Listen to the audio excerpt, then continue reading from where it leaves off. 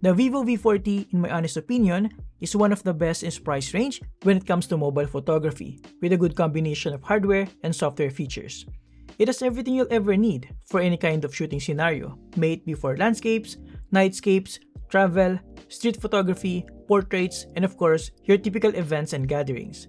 And like the Vivo V30, all of its cameras, front and back, feature 50 megapixels, so you don't compromise on anything.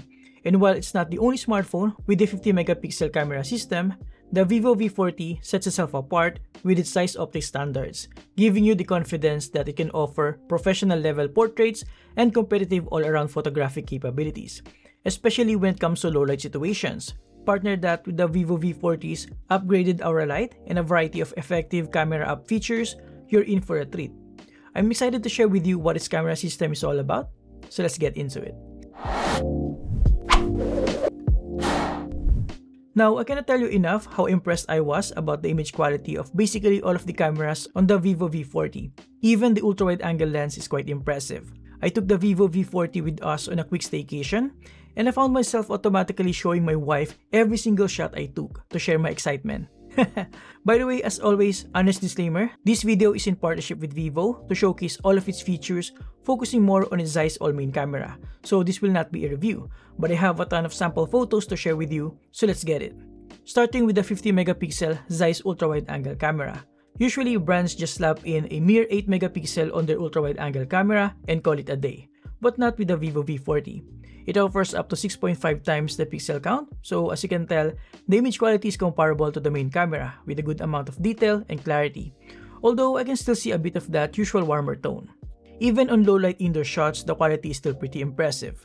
And it also does a good job on image noise reduction. As you can tell, some of these low light shots required a pretty high ISO and lower shutter speed, but still the images turned out relatively clean and sharp. Not to mention pretty decent dynamic range as well, balancing both the highlights and the shadows. Notice that the clouds are still visible on a bright sunny day, which is awesome.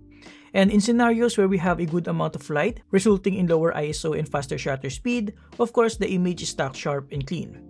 Another typical observation when it comes to ultra-wide-angle cameras is that usually the image processing tends to over-sharpen things to compensate for the lower megapixel count. But with a 50 megapixel ultra-wide-angle camera, it doesn't have to do that anymore, resulting in a fairly natural image with just the right amount of sharpness.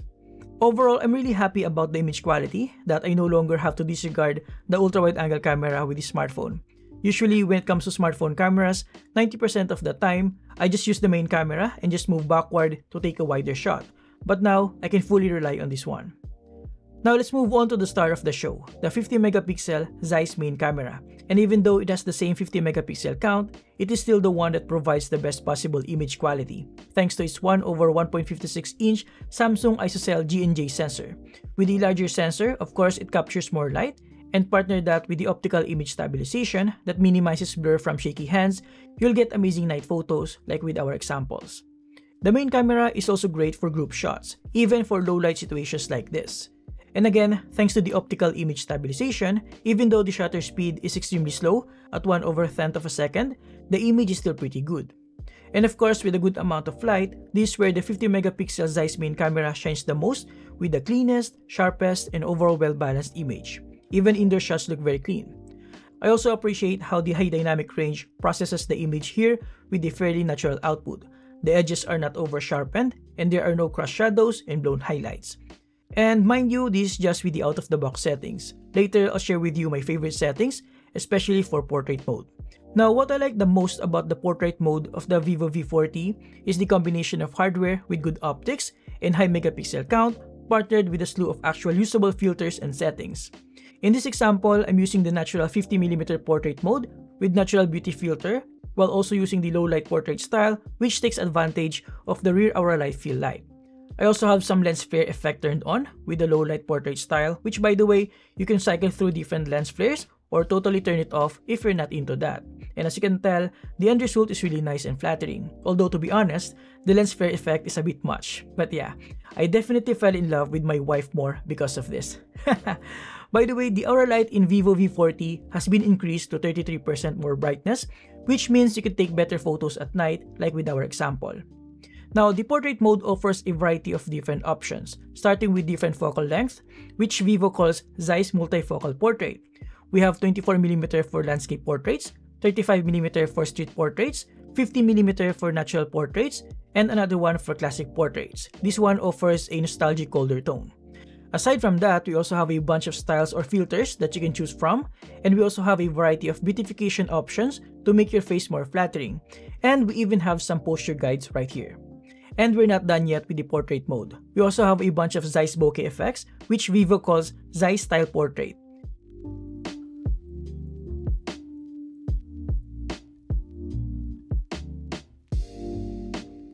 And as I alluded to earlier, my favorite portrait settings are portrait mode at 50mm natural focal length, plus vintage style, plus natural beauty, and f2.8 Distagon Zeiss bokeh. As you can tell, the images looks really nice. I love the overall warmth, the hexagon bokeh, and the out of focus fall-offs looks quite natural. And for kicks and giggles, here are more sample shots with my favorite settings.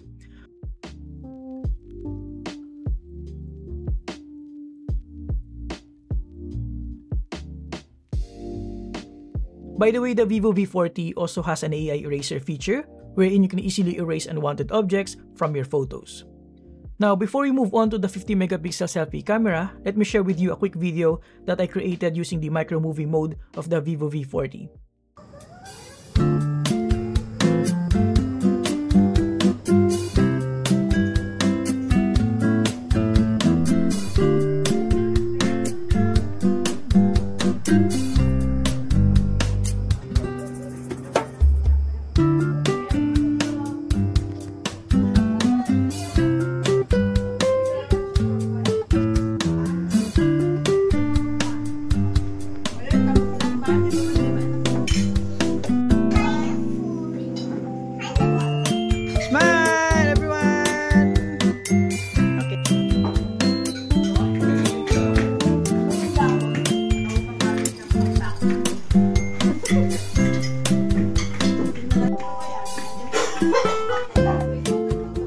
Alright, so like I said, the front-facing selfie camera features the same 50MP count, and what I like about this is that it offers a wide 92-degree field of view and supports autofocus.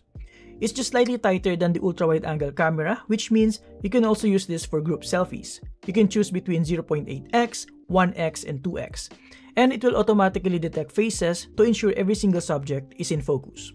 Now, when taking solo selfies, you can also take advantage of the AI facial contouring options and a bunch of beautification features if you're into that. We also have different filters and overlays here, and of course, the Zeiss bokeh effects are also available for the selfie camera, which is awesome. The options are quite overwhelming to be honest, but hey, it's better to have it when you need it, right? Overall, in my opinion, mobile photography is definitely one of the strong points of the Vivo V40.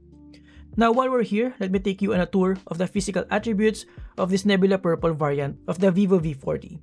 It doesn't just take good photos, the phone itself looks good too, with an ultra slim body and a 3D curved display. This is actually Vivo's slimmest phone with a large 5500 mAh of battery. Now in front, we have a 6.78-inch 1260x2800 resolution AMOLED display with up to 120Hz refresh rate and a brighter panel with up to 4500 nits of brightness, and again, a 3D curved design. Of course, we also have the 50MP selfie camera and the subtle earpiece that doubles as a secondary speaker right here in front. Looking at the left side, we don't have anything here, but as you can tell, this phone is really slim with curved edges on both front and back. Flipping it on the other side, we have the power button and the volume rocker. And yes, I almost forgot, we have an in-display fingerprint sensor as well. Up top, we have a nice accent design here with professional portrait branding, and if I have to guess, a secondary microphone. And then at the bottom, we have the primary speaker, the USB Type-C port, the primary microphone, and the SIM card tray that supports dual nano SIM cards. So yeah, we now have stereo speaker with the Vivo V40. And lastly, at the back, we have a nice and subtle glittery finish for this Nebula Purple variant, and the so-called Gemini ring design for the rear camera system. By the way, this is IP68 dust and water resistant. Now, aside from the awesome looks, it also has some powerful hardware inside, with the Qualcomm Snapdragon 7 Gen 3 processor, up to 12GB of RAM and 256GB of storage, and a substantial 5500 mAh of battery. With that said, here are a few benchmarks that I ran for the Vivo V40.